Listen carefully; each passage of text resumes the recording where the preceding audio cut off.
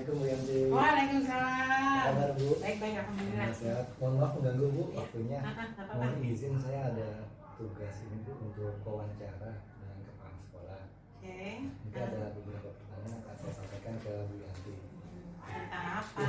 Tentang ini Bu, tentang identifikasi kasus-kasus ataupun juga dilema etika dan rujukan anak. Jadi ada pertanyaannya, selama ini bagaimana Ibu dapat mengidentifikasi kasus-kasus yang merupakan dilema etika atau rujukan moral? Mengidentifikasi dilema etika ya, agak susah tuh karena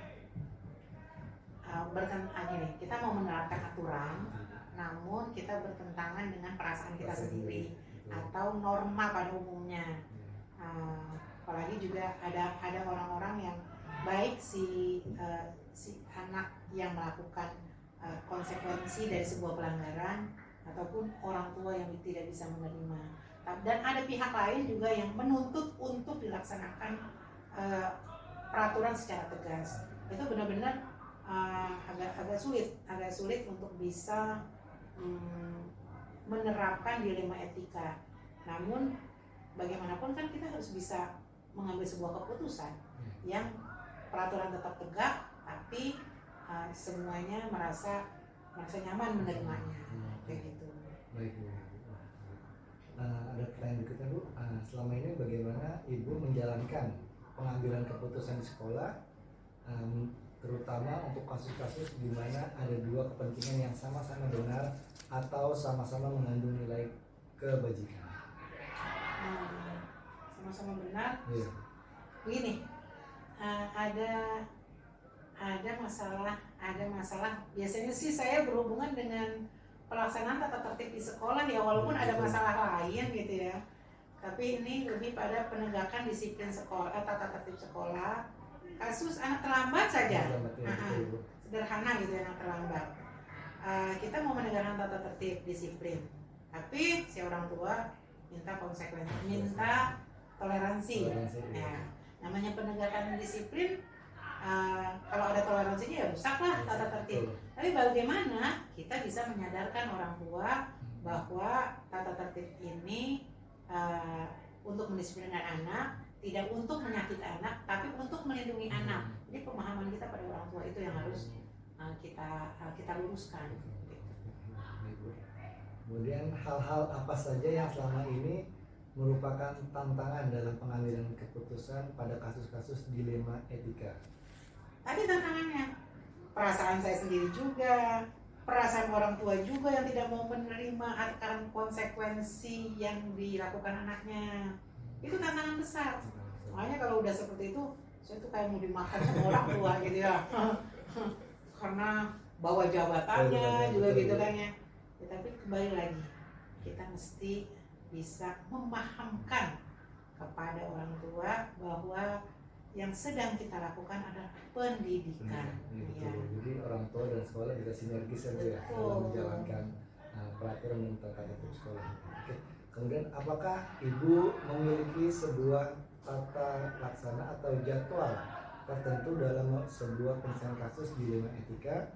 Apakah Ibu langsung menyelesaikannya di tempat atau memiliki sebuah jadwal untuk menyelesaikannya, bentuk atau prosedur seperti apa yang Ibu jalankan? Secara khusus tidak ada tata waktu untuk penyelesaian masalah karena berharap tidak ada masalah.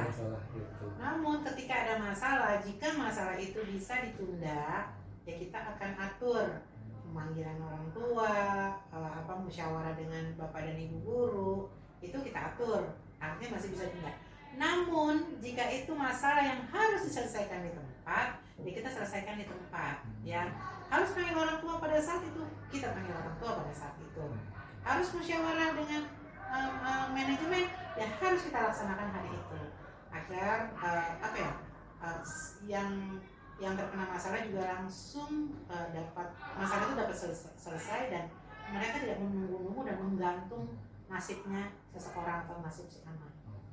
Jadi kita lihat seperti skala prioritas ya, kalau yang udah urgent banget harus segera diselesaikan, kalau yang bisa ditunda bisa ambil keputusan dengan manajemen dan lain-lain.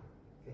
Berikutnya, adakah seseorang atau faktor-faktor apa yang selama ini mempermudah atau membantu ibu dalam pengambilan keputusan dalam kasus-kasus dilema etika? Ya.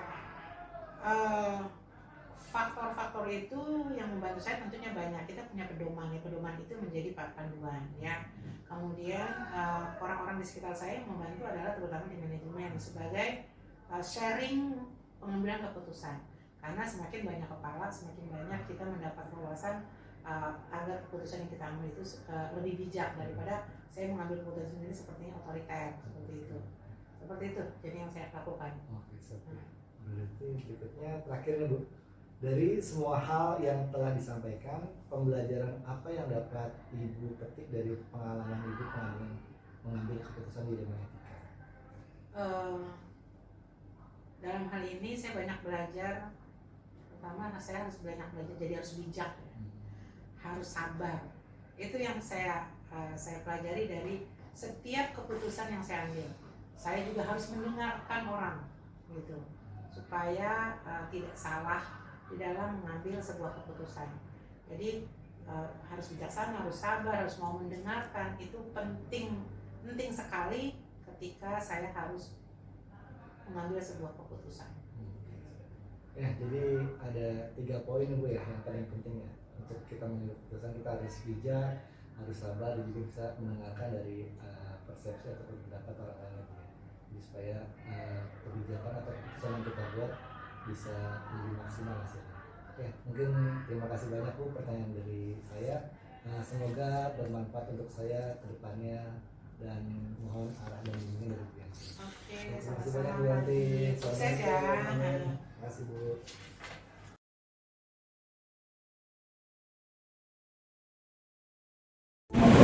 Assalamualaikum warahmatullahi wabarakatuh, Pak Safari. Bagaimana di 46 lancar Pak? Lancar. Alhamdulillah, SMA Negeri 46 Jakarta. Bapak, sebelumnya saya sampaikan terima kasih atas berkenannya Bapak untuk saya wawancara dalam tugas program guru penggerak ini. Bapak, kita mengalir biasa saja dan saya menyampaikan pertanyaan, Bapak menjawab. Bapak, yang pertama, selama ini bagaimana Bapak dapat mengidentifikasi kasus-kasus yang merupakan dilema etika atau bujukan moral, Pak? Ya, dilema etika dan bujukan moral sih banyak kasus-kasusnya ya. Tapi kalau kita lihat bagaimana kita mengeksekusinya, kita kan nggak mungkin mengeksekusi sendiri, Pak. Iya. Jadi kita butuh masukan dari teman-teman kita. Tim. Pertama kan ada tim di ring 1 ya. Ring 1 kita sebagai kemudian wakil, 3 wakil ya. Nah itu kan garda terdepan dari sekolah sebenarnya. Akhirnya kita mengolah pendapat dari mereka. Jadi kalaupun mereka nggak bisa mendidikan, ya kita melempar kepada teman-teman yang punya gagasan, kemampuan untuk bagaimana berpendapat. Itu yang menjadi catatan buat kita ya. Jadi kalaupun mereka nggak bisa, ya mau kita harus jalan sendiri dengan eksekusi yang kita bisa. Betul Pak. Kadang ada eksekusi yang dapurnya sekolah ya butuh orang-orang yang secret gitu kan. Iya betul. Sekolah itu kan ada sisi sisi untuk dunia yang sifatnya lebih rahasia juga ada. Itu kan mungkin ada konsumsi. Ada yang bisa dikonsumsi publik dan ada yang memang tidak perlu dikonsumsi publik gitu Pak ya. Itu misalkan ada beberapa yang tahu yang kira-kira kita punya satu visi gitu. Tapi sih intinya ya, bagaimana kita bisa kelihatan untuk memajukan sekolah bisa lebih baik. Betul Pak. Baik Bapak, dan berikutnya bagaimana Bapak menjalankan pengambilan keputusan di sekolah, terutama kasus-kasus yang membuat Bapak bingung karena adanya 2 kepentingan yang sama Pak, sama-sama benar, sama-sama mengandung nilai kebajikan. Kan kita menganalisis saja, kalau sama-sama benar itu kan nilai kebenaran ya. Betul. Mana yang lebih kelihatannya lebih harus didahulukan secara prinsip. Banyak sih contoh-contohnya. Iya betul. Ya, banyak contoh-contohnya itu kan ya saya contoh-contohnya mana yang kelihatannya ini benar, tapi kelihatannya ya kita perlu berpikir mana yang ya artinya kemaslahatannya lebih luas. itu yang harus kita jalankan. Berarti ditinjau dari segi manfaatnya Pak ya. Manfaatnya. Betul. Sebenarnya juga bisa misalkan nih ada kegiatan yang terkait dengan siswa ya. Betul Pak. Nah, kita nggak bisa mengcover dengan dana yang berasal dari sementara yang kegiatan ini harus berjalan dan penting. Jadi beberapa kegiatan yang sifatnya penting itu ya di sini adalah kemampuan kita memberikan komunikasi dengan baik aja. Siapa? Ke orang tua misalkan bagaimana kita mengemas komunikasi yang baik sehingga maaf jangan sampai terjadi yang namanya pungutan, itu yang kita Hindari Pak ya. hindari. Betul. Nah, ini kemampuan kita bagaimana kemampuan komunikasi itu dia. Amin Pak. Ya. Jadi jangan sampai maaf begitu naik di atas kita naik ke begitu instan tanpa kita mengulangi kita berhadapan orang, berhadapan dengan masyarakat ya, itu kan nggak gampang gitu. Keputusan yang berakhir menimbulkan masalah gitu mungkin Pak ya. Iya bisa jadi. Betul Pak. Kayak PPDB ini kan sekarang pelik juga PPDB karena niatan dari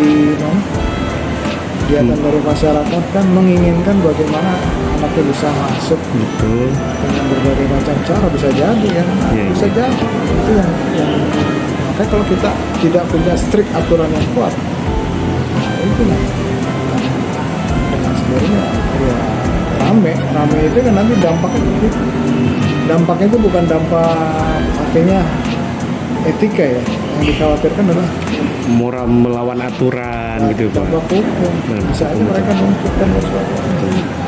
Nah itu yang dikhawatirkan kan.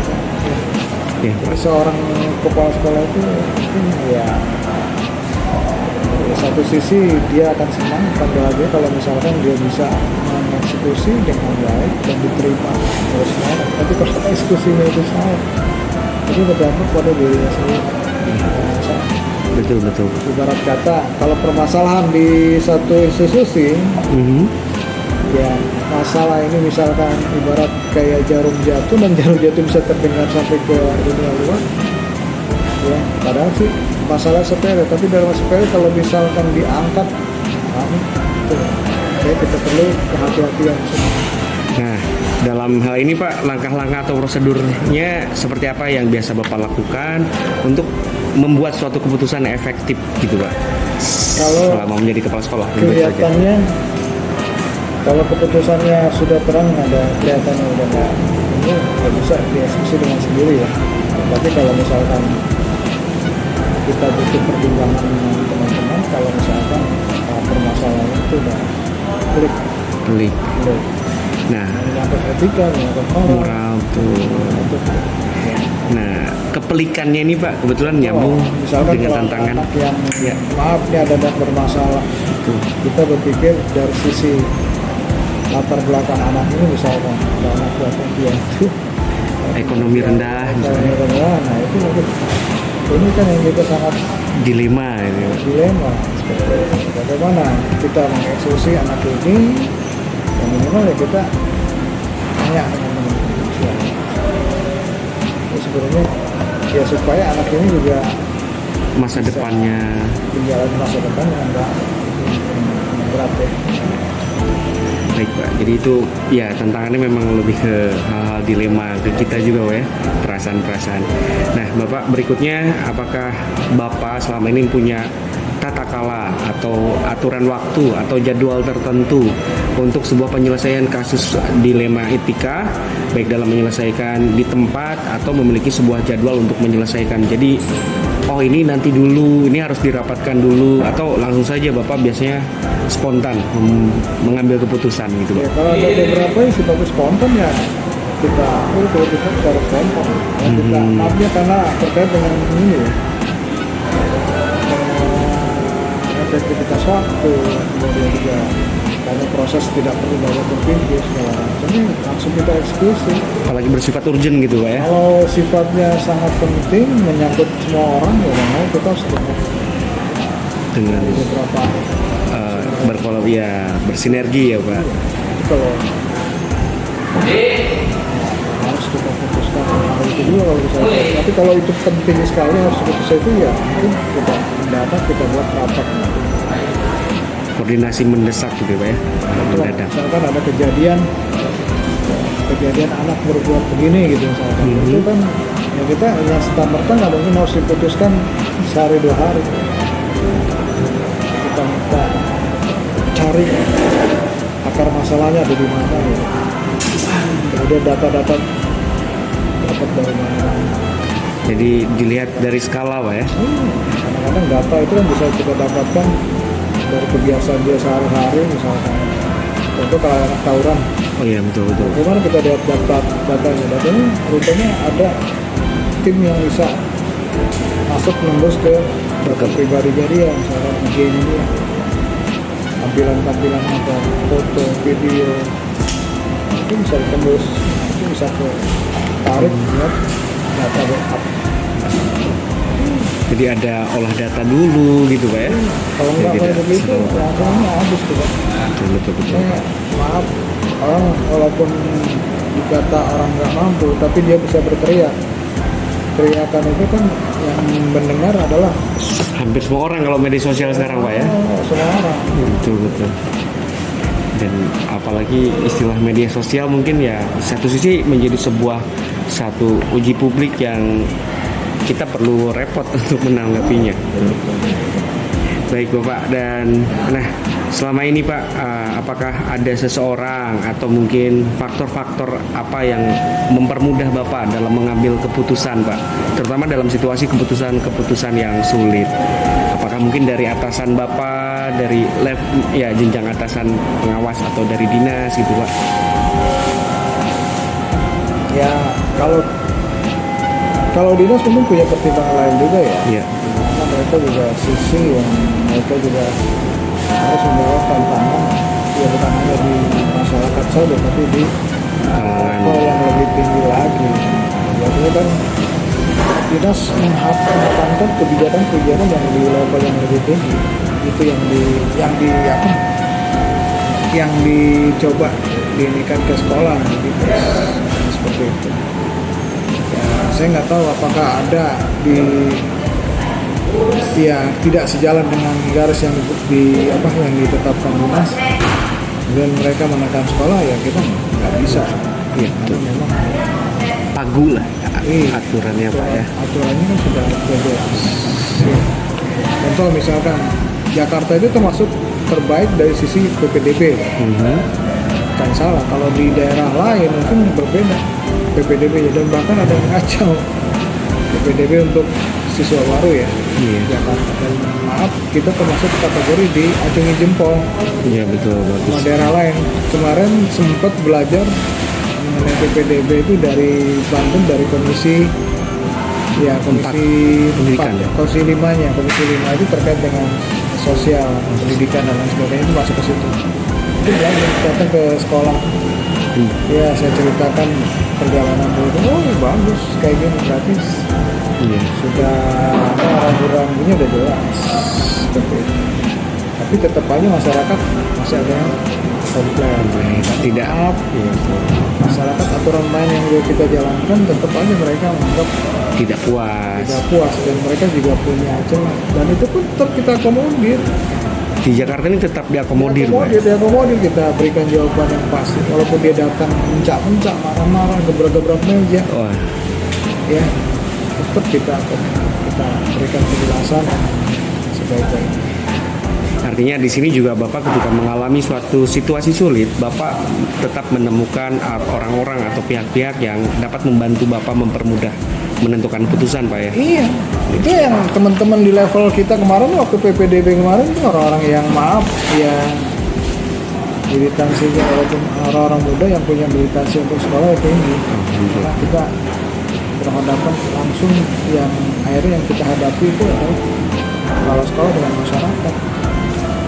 Sudah seberapa malahnya mereka menuntut untuk bisa dapat, tapi dengan aturan yang ada mereka memang jelas-jelas nggak dapat.